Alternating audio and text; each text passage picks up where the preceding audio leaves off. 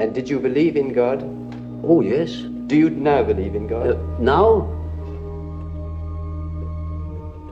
Difficult to answer. I know.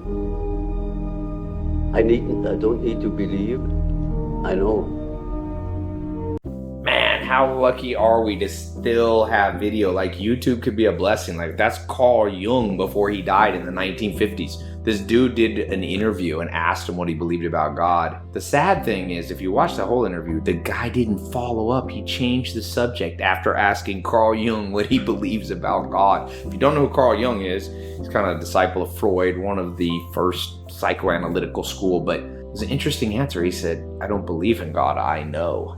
I wish he had asked a follow-up question. That reporter is a classic example of not paying attention. He had like a preset amount. Okay, do you believe in God? Then he like switched the subjects of like, how many grandkids do you have? I'm like, bro, you had Carl Jung there on camera for the world to see. What did he believe? He's one of the most intelligent people of the last 500 years. But for those of you who believe in God, you maybe have an ally in Jung. Although I've heard some people say, maybe he didn't believe exactly what traditional religions believe. But I like this concept of there are things that you believe and there are things that you know. The problem is, as Nietzsche said, convictions are greater enemies of the truth than lies. So sometimes what you think you know is actually a lie.